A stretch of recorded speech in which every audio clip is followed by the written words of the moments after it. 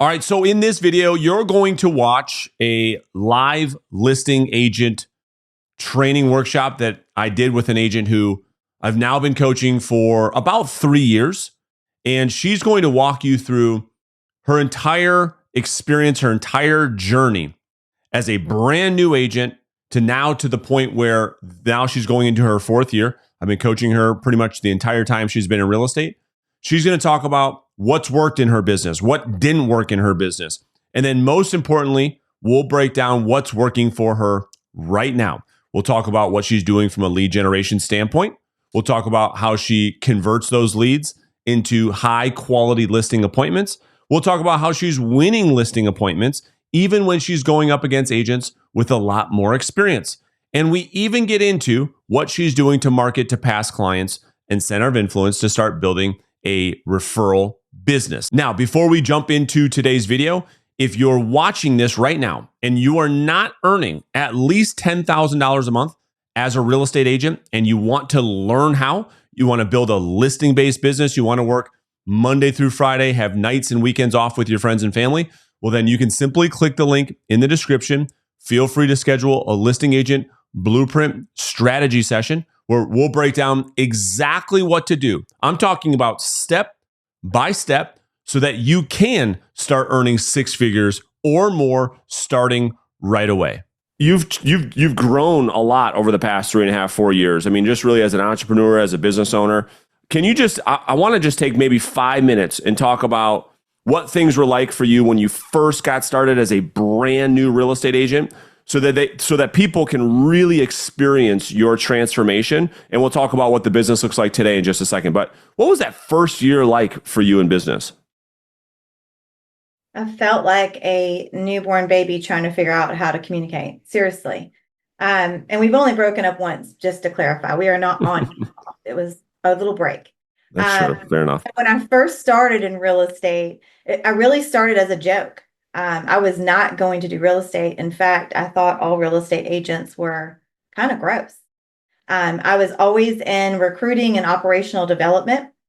And as a result of COVID, which I'm sure everybody probably remembers that, the world shut down and it's really hard to recruit coaches to a fitness facility when there's no facility. And my husband made a joke and said we should do real estate school together. I laughed and said, absolutely not. And here we are 4 years later, I'm running a team. So joke's on me. The first year, I really didn't know where to start or how to channel the experience that I had. And so I just started doing what everyone else does. I YouTubed everything and I found you and a lot of free stuff. And then I guess we'll get into the nuts and bolts of that and how Ron and I had the conversation. I didn't buy an RV and I bought your program. Oh, that's so funny. Yeah. And so why don't we kind of get into like what the business looks like today, 3 years later, and then we'll kind of break down what's working for you guys. So why don't we start off with this? Can you walk us through first year, second year, and how you'll end up this 3rd year as far as production, and then we'll get into the tactical stuff. Sure. So first real year for us was right around 2022. We did, and this is interesting because a lot of times we in groups are like, should we talk about number of transactions or volume? And when we get done breaking this down together, I hope that the audience is going to take from this that pick a category that you want to focus on and focus there. So if it's transactions, it's transactions. If it's volume, it's volume. And I used to think it was just sheer transactions because in 2022, I did 21 transactions, about $9.3 million in volume. My average per home was 443,000. 2023 took a little nosedive because I got a little cocky in 2022 and thought, I got this. I don't need to do anything that's been working. Why don't I just do 20 other shiny objects?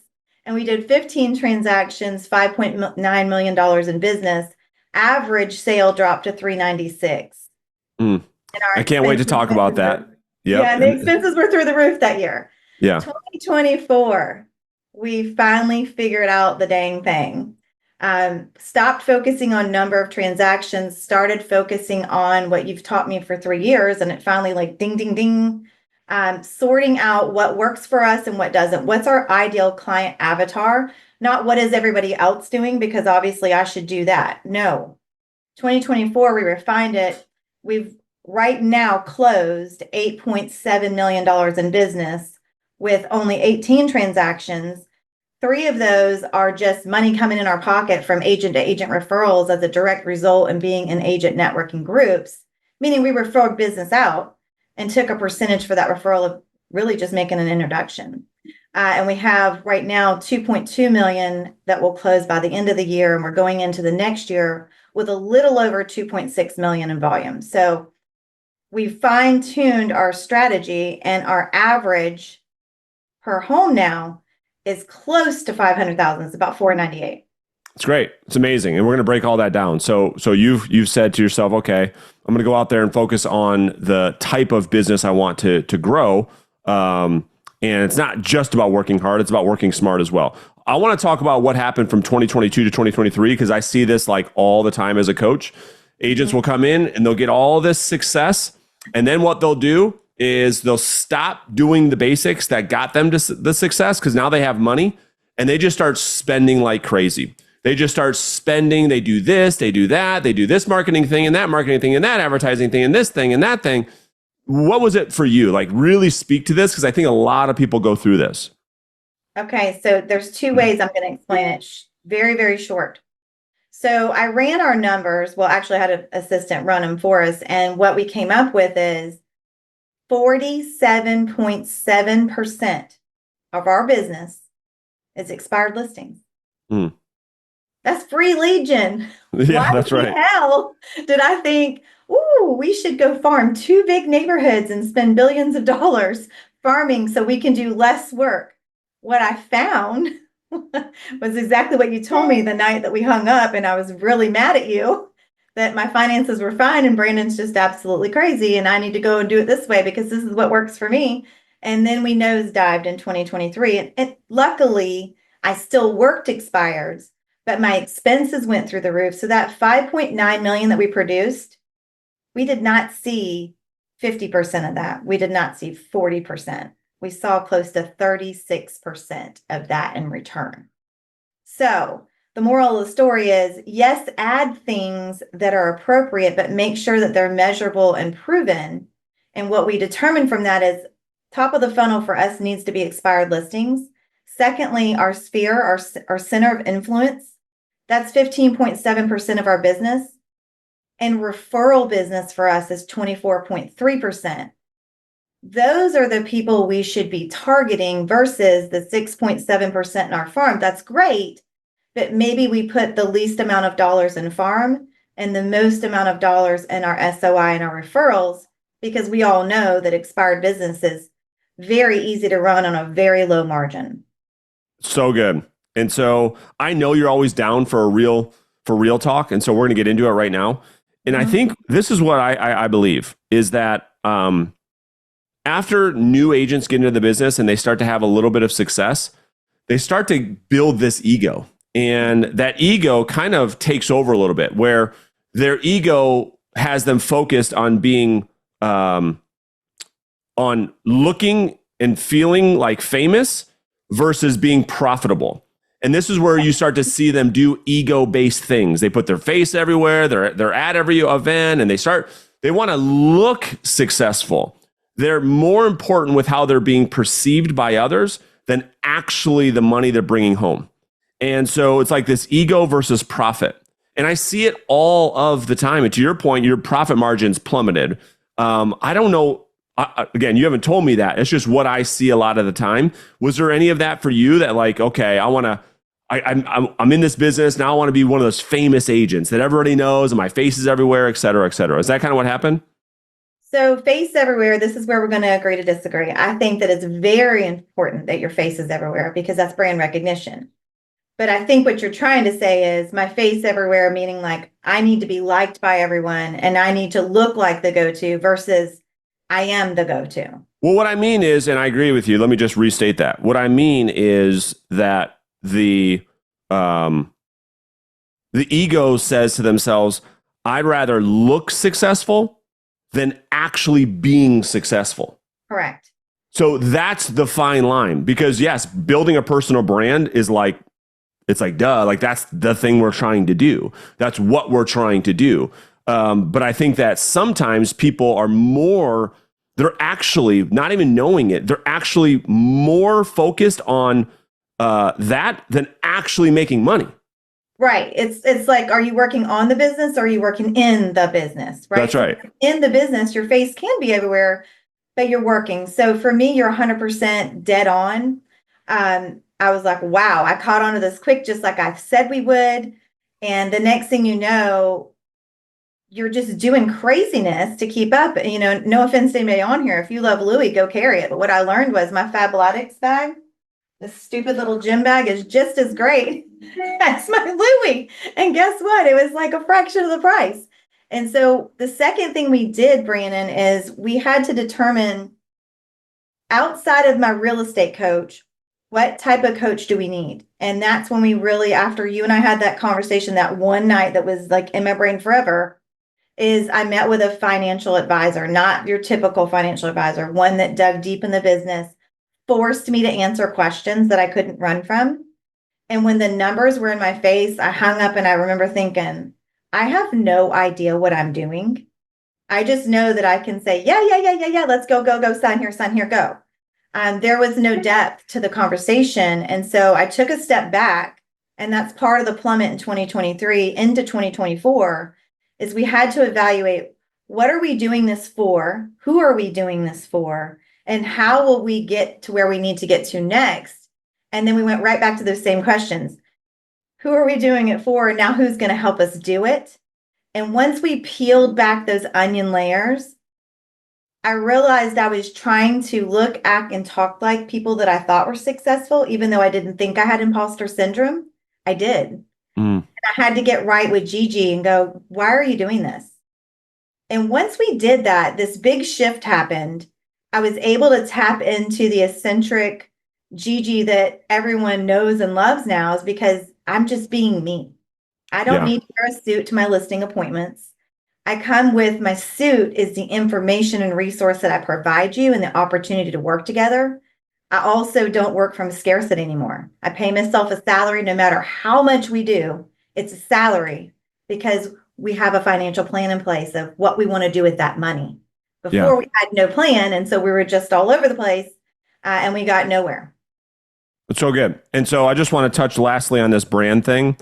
And maybe I messed that up, but I think a lot of agents, when it goes back to this ego versus profit or brand, like they get it mixed up. Here's what I mean, is that brand should be something that's built on top of a successful business, not masking an unsuccessful business. Here's what I mean, is that most agents that are I'm talking about like the top 10 listing agents in the country, they are still fighting personal brand. I mean, these people that most of people haven't even heard of before, you know, like Bernie Gallerini, you know, top 1%, Josh Barker, people never even heard of these people. These are people listing 600 units a year. They don't even have a website. They have no social media. And so my point is, I think agents get it mixed up of what it means to build a personal brand, so much so that they don't even talk to any people and they don't sell any houses. And so they just get that mixed up. Yeah, it's an avoidance thing. And I think that's what originally I was doing is, oh, well, this will just boost our brand. And, you know, and it's easy to get in that trap of looking at social media. Social media, yeah. The shift that happened was I decided, am I going to be a consumer or a creator? That's right. And the only way to create good material is to actually live it out and be successful and play off of your success, versus what a lot of us, and myself included as a newer agent, you just mirror and match what other people are doing. That's not really being authentic yourself.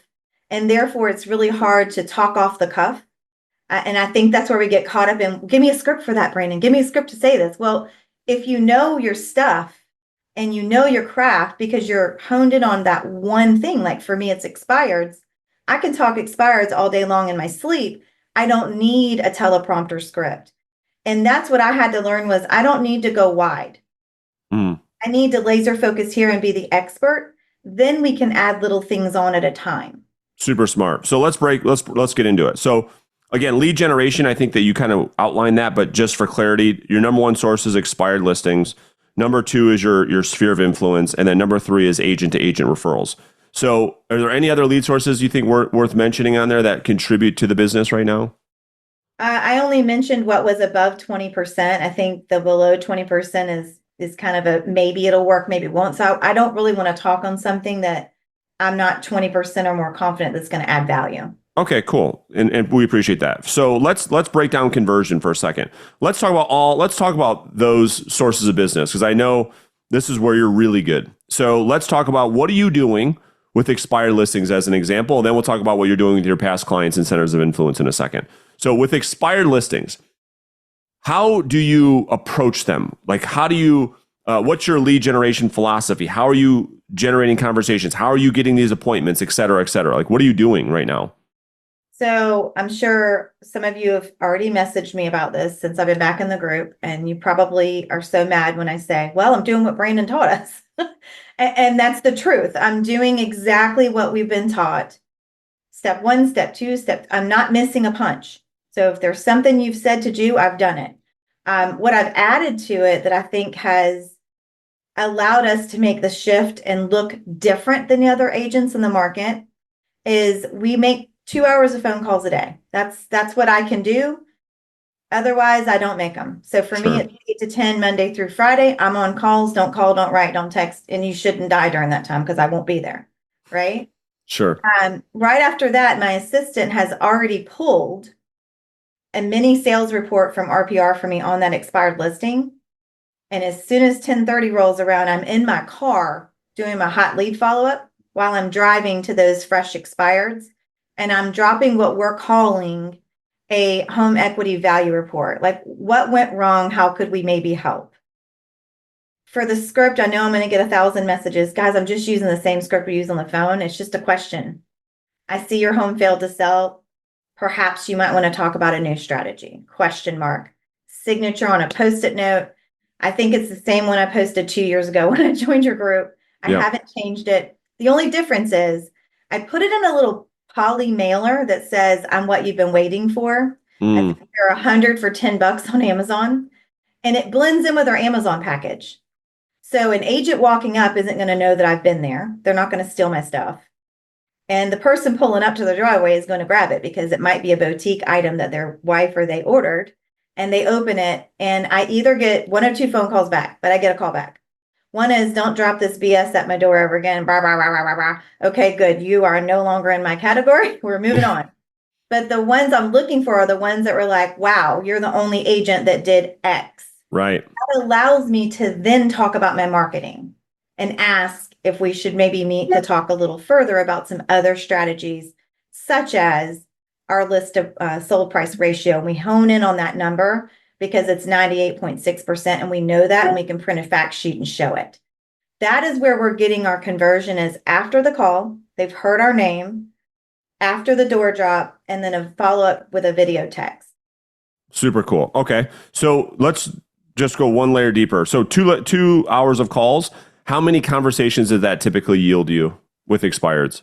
It's been like this. So Yeah. all of you on the call that are like, no one's picking up, no one's picking up, just keep calling. Yeah. This year for 2024, my contact rate is lower. It's less than 20 a day. But I'm also doing other things to reach them. I'm not just calling. And we can go deeper if you want, but there's some other pieces to that puzzle to where we're actually making the connection. It might not be in that 2 hour time block. Sure. But you're still having what, 10, 15 conversations in that 2 hours? Minimum. Okay. Got it. And then how many, I think one of the questions people will ask you is how many like door drops will you typically do every day? Is it that you're just hand selecting the best ones, or are you going out to all of them, or how do you select those properties? Right. Well, once again, everyone's gonna be mad at me. Brandon did a video. I don't know if it was YouTube, our channel. I don't know, guys. We have so many platforms.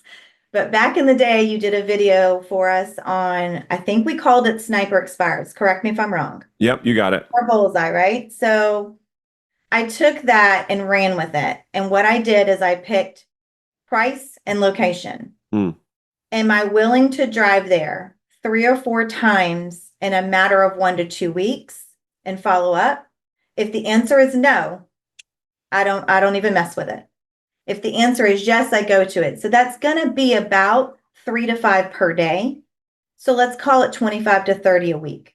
That's awesome. That's amazing. I mean, again, to your point, your competitors just aren't doing this, and it's those things that make you stand out.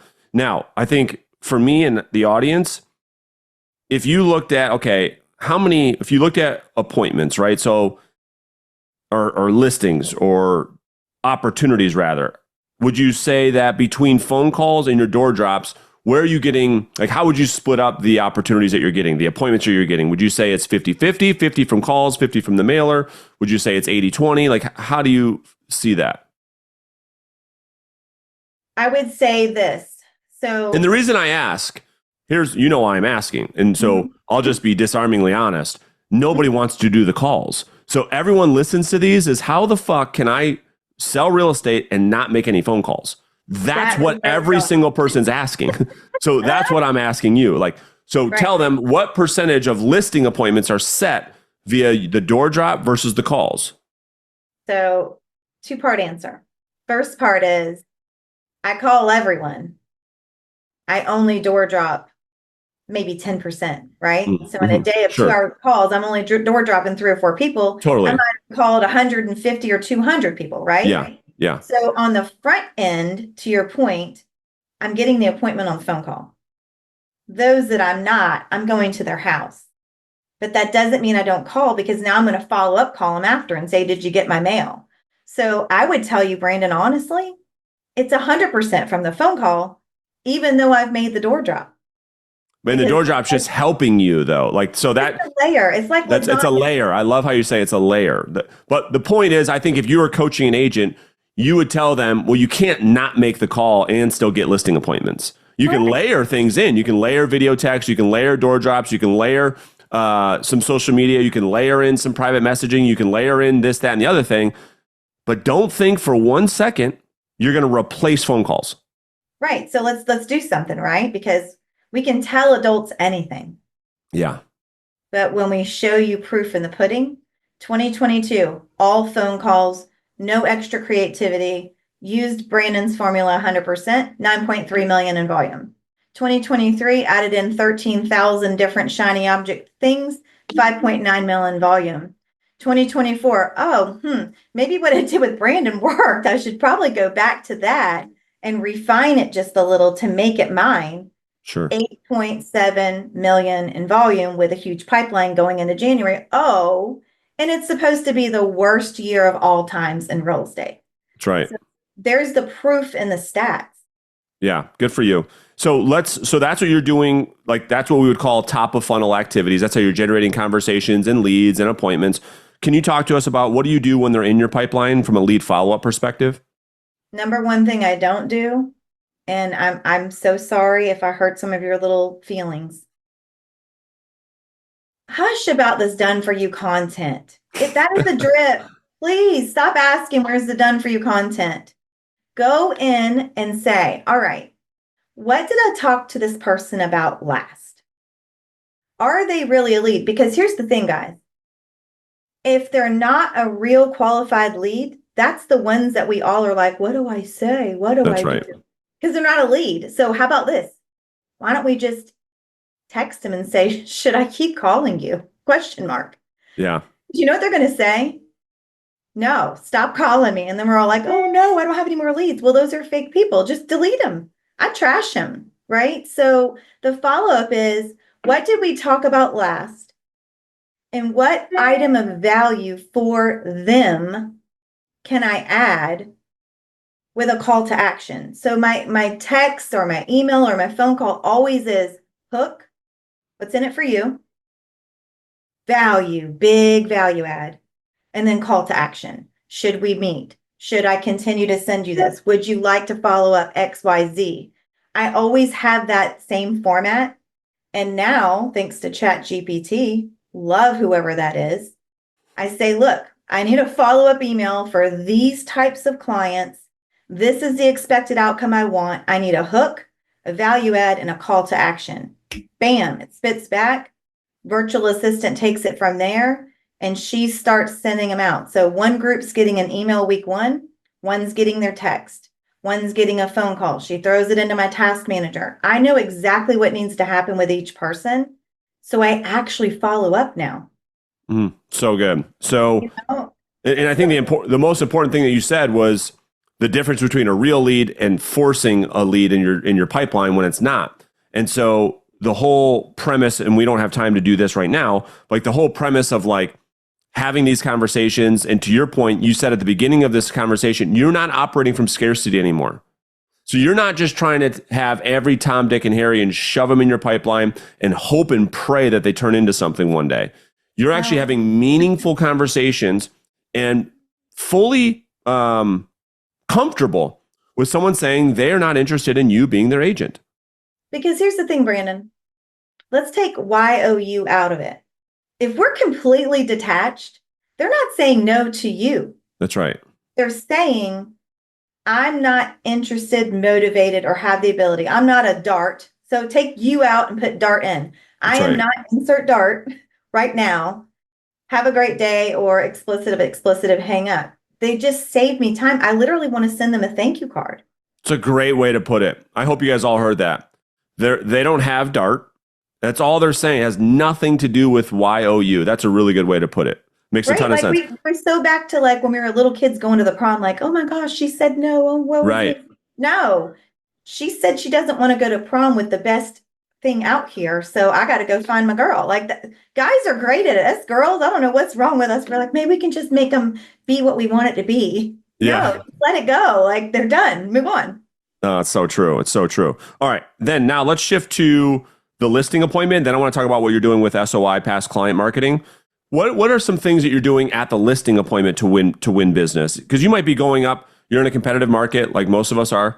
What are you doing to win these listings at the appointment? Even if you're going up against agents that maybe have more experience than you, what are you doing to win the business?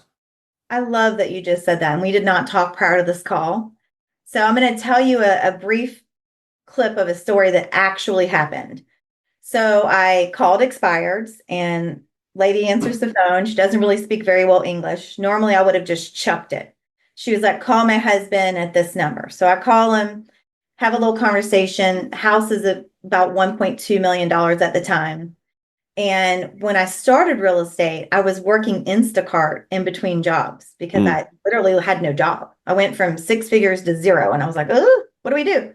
So I delivered Instacart to this girl's house in a gated community. Like, I'm delivering her groceries to her. And I left my business card because at the time everyone's like, if you do an Instacart, leave your real estate card. And at first I was like, this is so gross. I should not do this. But I did it. So she messaged me. I won't say her name to protect the innocent. And she messaged me and said, great creative strategy. You just delivered my groceries. I'm so-and-so with such and such. And I thought, oh, okay. Well, I went and looked her up, and I was like, oh, whew. Okay. I hope I never meet her in person because that's embarrassing. Fast forward, $1.2 million listing appointment. I show up to the appointment. They tell me, oh, so-and-so is who we were going to list with because of such and such brand. And they go on and on and on about this person, right? Person's very influential in our community, very likable. And all I said was, out of the old Brandon book, totally get it. If I was you, I'd probably be doing the same thing. Why would I hire an agent with not very many active listings to go on, right? Let me ask you a question.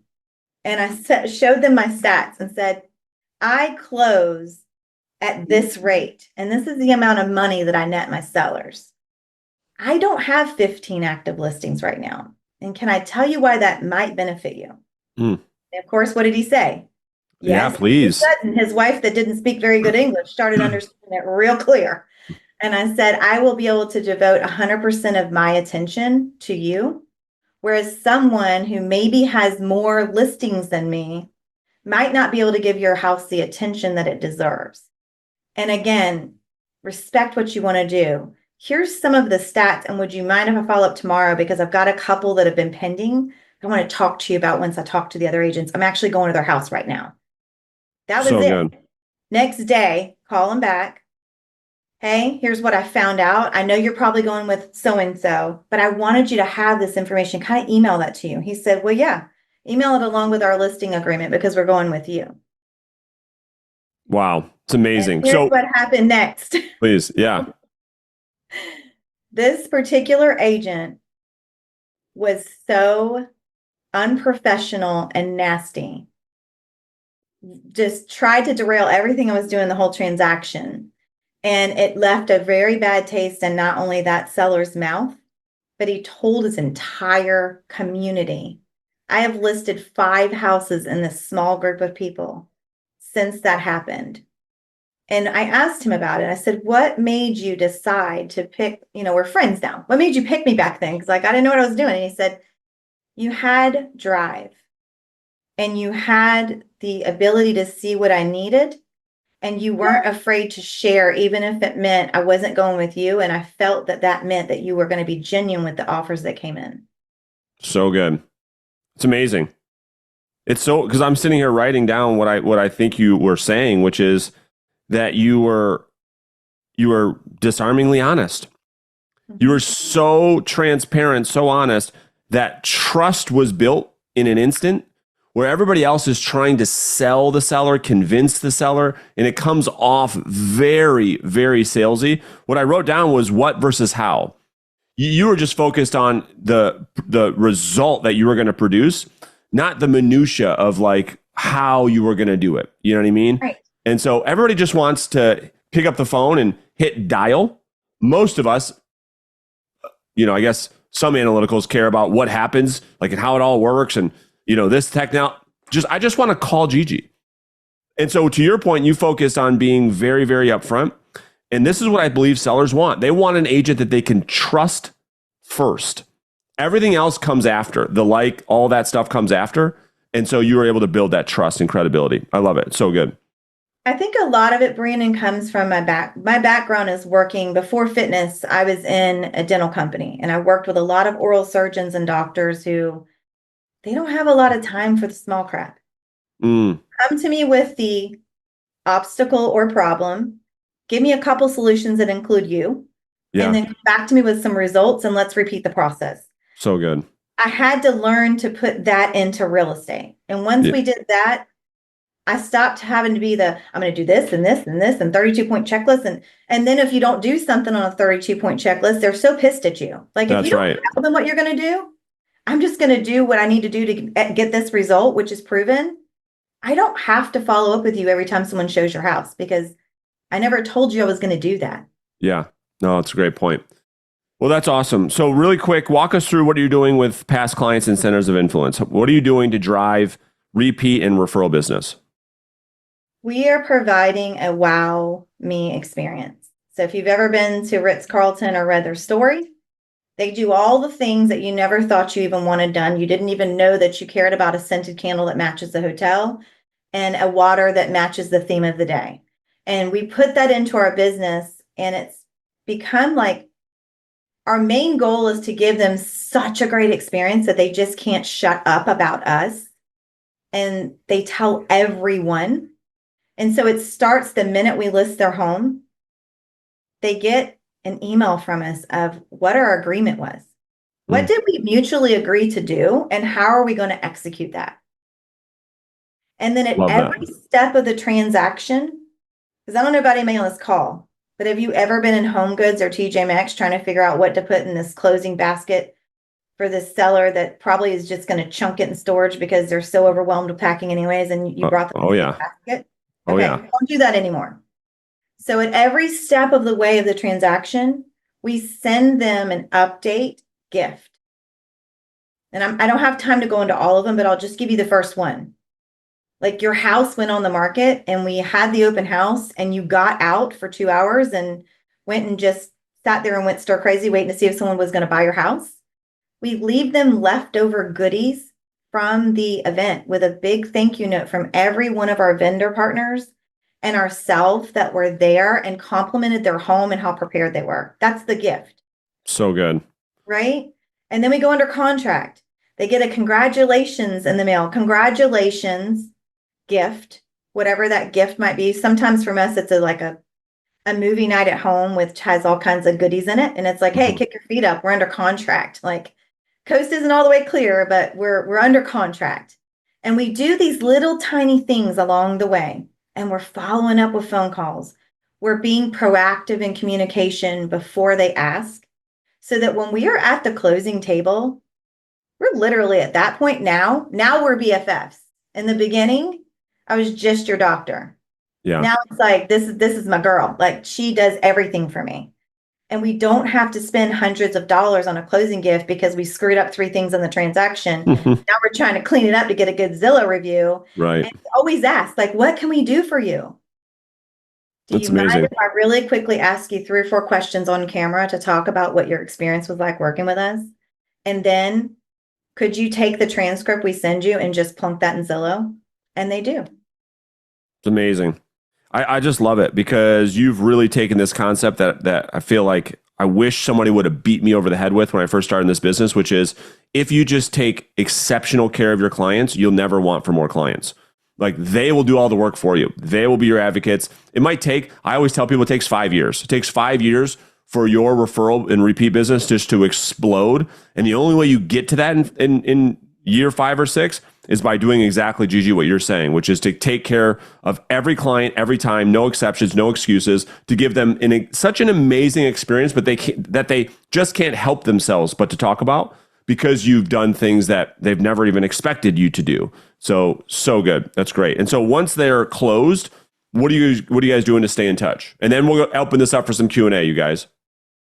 So first thing we do is we automate everything we can automate, unless it's going to look drippy, because I don't like drips. Yeah. So we use, do you want me to drop a company name or not? Yeah, that's fine. Okay. So we use a personal marketing company. Yeah. Very I use them for easy, years. They're great. VA throws their information in and they take care of a client follow-up for 5 years. So that's one thread. The second piece is they get put into our recipe share group. I don't even do crap on this. I just started a group. It's called something. I don't even know. My VA did it.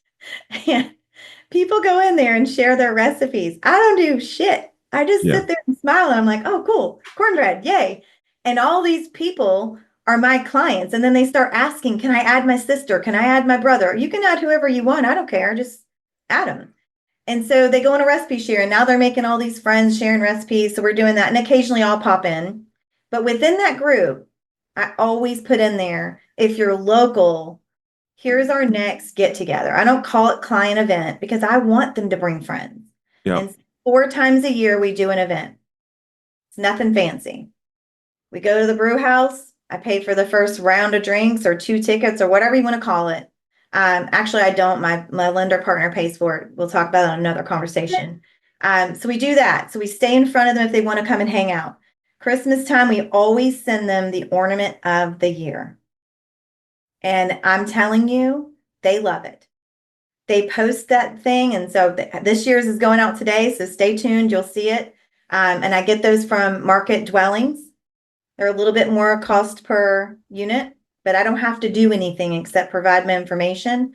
They mail them in to me.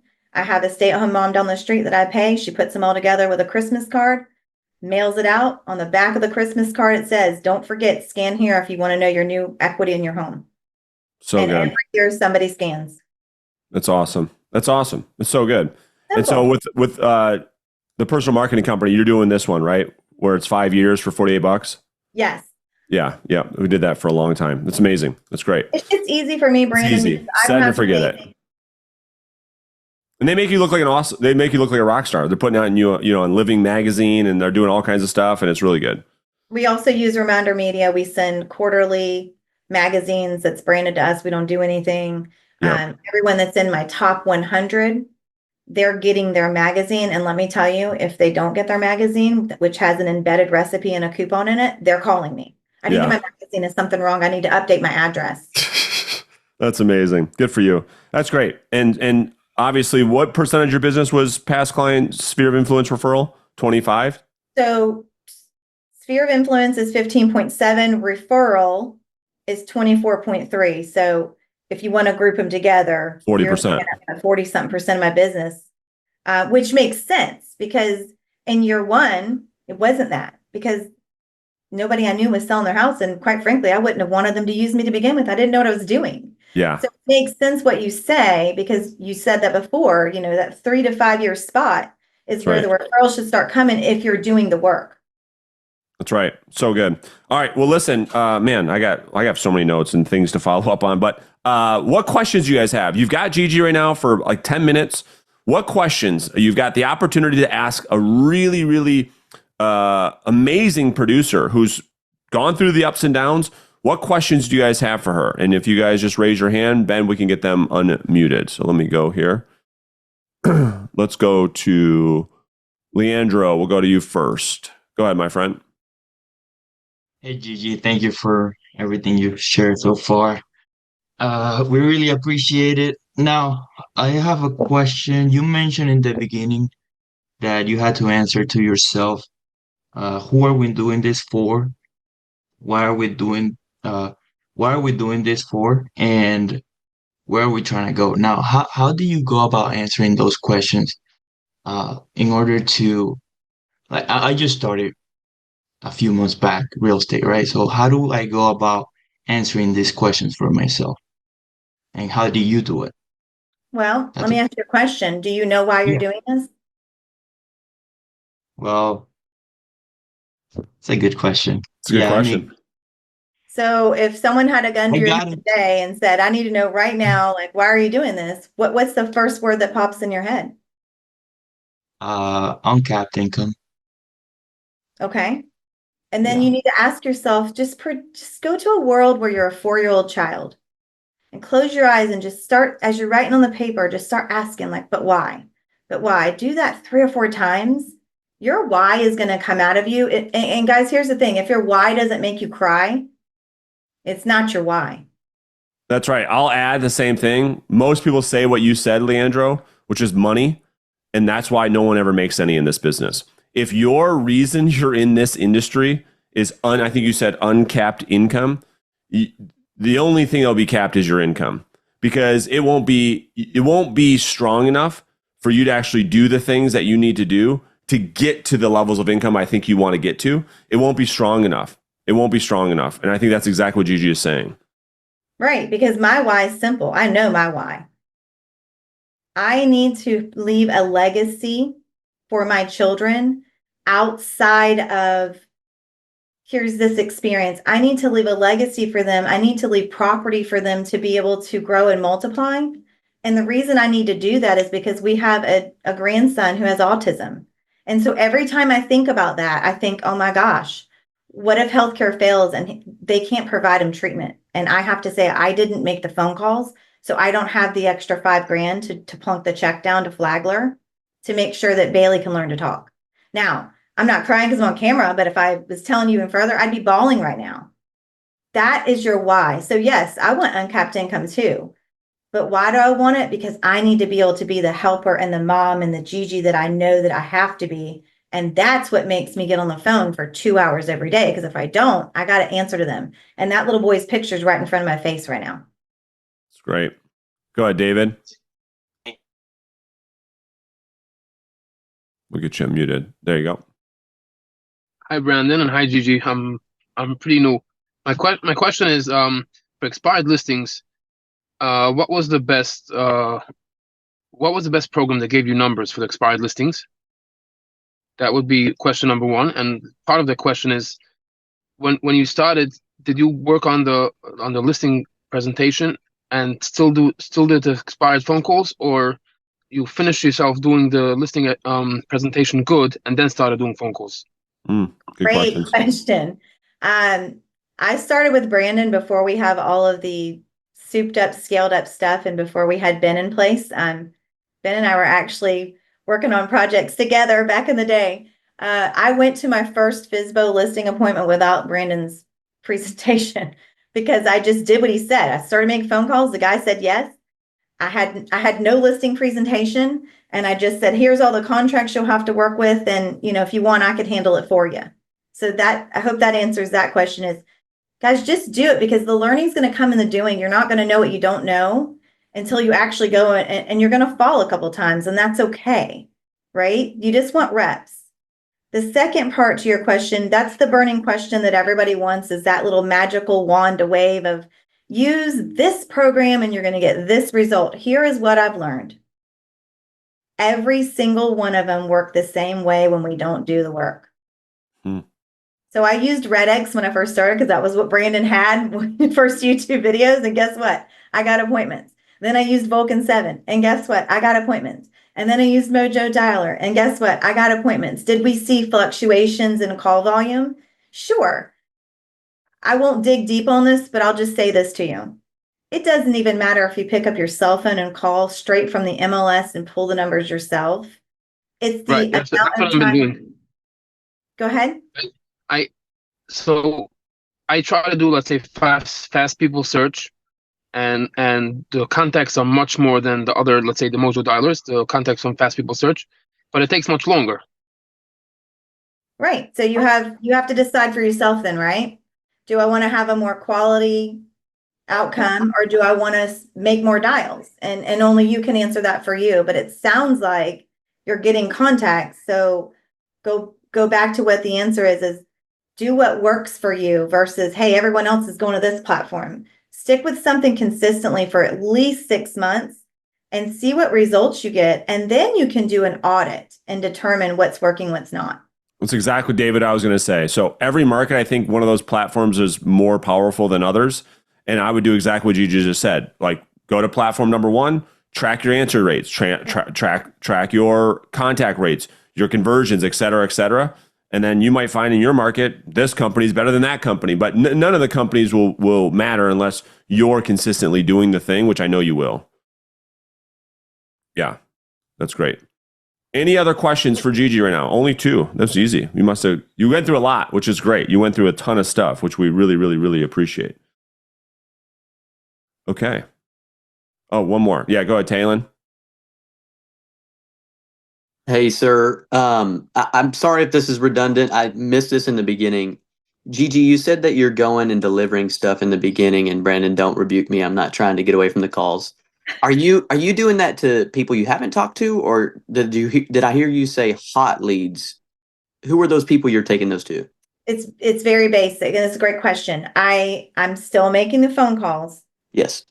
But this is an added layer after my call block. I'm delivering a value add item to price point and location for me. So for me, if I can get there within 25 minutes and it's in the price point of $450 and up, I'm going to go make a deliverable and follow back up with another phone call. So I'm actually, guys, please don't miss this. I'm making more phone calls as a result of adding this layer in. I'm just doing them later in the day. So and Talon's just clarifying, those people you drop stuff to, are those people you have already talked to and it was an awesome conversation, or are these people of really good opportunities that you have not yet made contact with? Both. It depends on the type. I'm going to sort them at the end of my lead call session and decide who do I need to show up for and who do I maybe just need to follow up with a phone call. Love it. Thank you. That's really good. Go ahead, John. Let's go one more, and we'll give Gigi her day back. Go ahead, John. Hey, yeah, thank you, Gigi. Question: when you make your calls in the morning, you call them once, you drop off your value item. What is your value item? For that's one thing, and then do you call back a second time? The main question about the calls is how many times do you call the same people back in one day? That is a great question. I follow, if you go look this up, Asher did a episode with Brandon. Okay. I call minimum 5 times, but it's not hang up, call again, hang up, call again. It's go through your list. Yep. Go through your list again, go through your list again, go through your list again until I've exhausted 5 times, in my opinion. That's how many times I'm calling in the morning. Then I'm going to go do my drop. And then I'm going to follow up with the people I did the drops with and make another 3 to 4 rounds of phone calls to them. The value add item is very simple. If you have access to RPR, in my world, it's called a mini seller report. It's about 12 pages. Print it in color, front and back. It'll have your branding on it. Don't overthink it. Don't change anything on it, even if the number of bedrooms is wrong, because you want them to call you and tell you that. Okay. Great. Thank you very much. You're welcome. It's awesome, Gigi. Well, listen, we appreciate you very much. This was like a nice little early Christmas gift to the entire community. So truly, we thank you so much, Gigi, for taking out an hour of your life to pour back into these people. Truly, thank you so much. No problem. And thank you for giving us a platform. So as I say always, when you guys message me, go back into the modules that you already paid for. And this next 2 weeks is a great time to start from the beginning of the program and work yourself right back through. And after doing this, I'm going in my 4th year. Guys, I still use the same get to know me form that Brandon has in the first module. I do that every year with my business plan because your why does shift a little. It's great. It's great advice. Gigi, we appreciate you guys. We appreciate you very much. Hopefully you guys got a ton from today. We'll see you guys later this week. Enjoy the afternoon.